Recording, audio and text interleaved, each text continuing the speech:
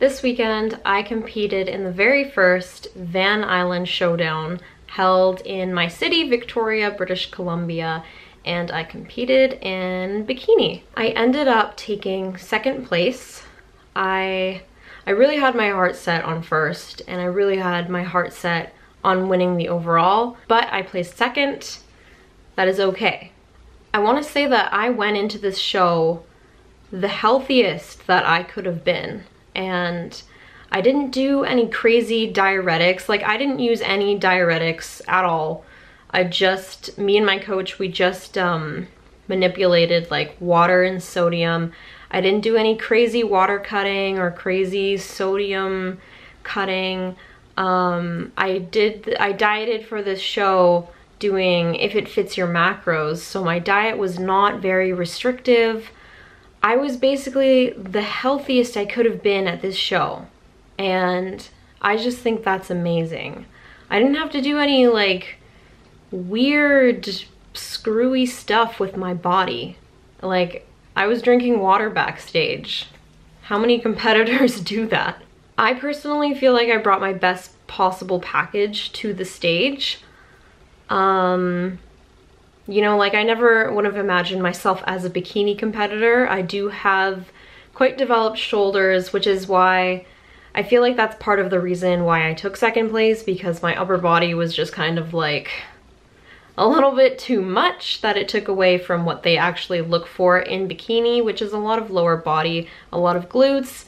So in a way, my hardness hurt me.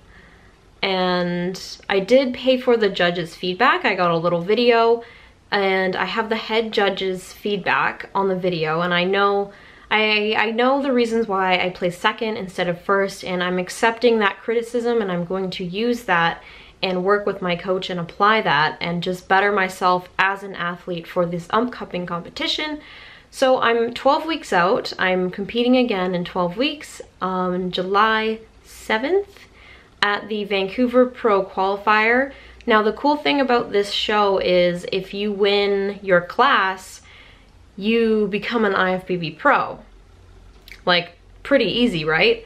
No, because this show is actually open to everyone in the world to compete at. So it's gonna be a very big show, and I'm 18. I am a little shrimp from a little island in a little city, but I'm gonna go for it. I know my dream is to become an IFBB Pro one day. I might not become an IFBB Pro this year, next year, or the year after, but that doesn't mean I'm gonna stop chasing it. Yes, I came second place. That doesn't mean that I won't ever get first place, because I'm gonna keep going for it. And I'm going to keep chasing it. And I know the things that I need to improve on as an athlete, and you kind of have to have a thick skin to receive that criticism and apply it and use it without letting it like get to you. Like, you need to stay grounded, but you also need to be like, okay, yeah, my waist needs to be a little bit smaller. Yeah, my shoulders need to be a little bit smaller. Yeah, I need to bring my quads down, like, all good. That's the thing that am really learning about being a professional athlete, is being able to accept when someone's better than you, and accept when you need to grow and focus on different areas, and accepting when you need to improve. I always have room for improvement, and I'm actually like really excited for the next 12 weeks, because I'm like, okay, yeah, like, I have stuff that I need to improve on, and I'm ready to make that happen, because I take myself very seriously in this sport. Like, I am in love with this sport, and I'm just excited to make that happen for myself. Back to the show. The show was, oh my god, it was so much fun. It was like, it's just so nice to see all the local athletes. Like, it was in the city that I live, and just like everyone, and my whole family came, and Tyler came. Tyler's my boyfriend, for those who are like new to my channel. We have a long distance relationship, and we've been together for 5 years. He lives on the mainland, and I live here on the island. So we don't see each other that often, but he came down for my show, which means the world to me, and it was just such a positive experience, like such a positive experience. It was probably the best experience I've ever had. And just being backstage and being with all the other competitors, at that point you don't even care about the competition. You're kind of just, because backstage you get to eat candy and you get to pump up and it's all fun.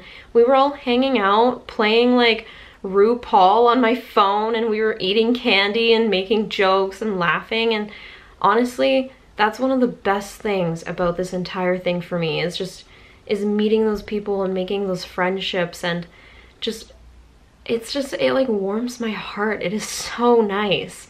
And we were all backstage, and it was just like, you feel so at home, and it makes all the dieting and all the cardio just seem like nothing, because you're there and you're so happy and it fills your heart. If you don't feel that feeling when you're competing, then like you're not in the right sport. If you don't feel that feeling with whatever you do, like you need to feel that feeling. That's when you know that something is your passion. And I take this show as a learning experience for myself. You know, I learned a lot about competing, and I learned a lot about my physique and my body, how my body reacts. I know that I have a lot to improve on. I know that I need to bring my waist down. I need to bring my quads down. There's things in my body that I need to fix. It's basically just peeling onion layers here from now on. I learned a lot about what it means to be an athlete. All the dedication needed, and I mean, dedication has never really been a big obstacle for me, because when I am dedicated to something, I put all of myself into it, and that's exactly what I did with this show. I learned how passionate I am about bodybuilding and about this sport, and it was just, this prep made it very, very clear for me that this is what I want to pursue with my life. And it's just like, I have that clarity now, like, yes, this is what I want to do. Lastly, I learned a lot about love this prep and this show.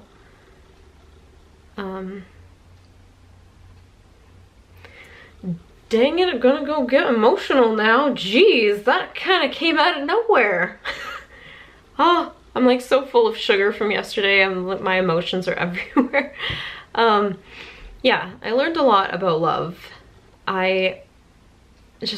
Everyone around me, and my mom, this whole prep, the whole time she was like so supportive, and like she treated this prep as if it was her own, and just the importance that it was to her. And every single night she was like, Tessa, do you need anything? Do you need me to go get you some more ground turkey? Do you need like any more lettuce? Do you need a hug? Do you need this? Are you okay?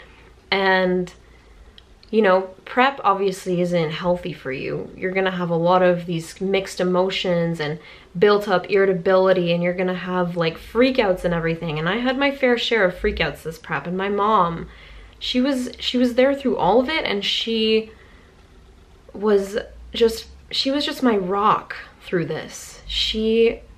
I don't know how I could have done this without her. And I'm so blessed to be still living at home, and you know, being a young athlete, it is quite expensive, and just to have my mom there for me, and my mom's support and her love and everything she's done for me, I am so thankful. And she has just been, my relationship with my mom has gotten so much better this prep. It's just brought us so close together, and I just have a whole new appreciation for everything she does.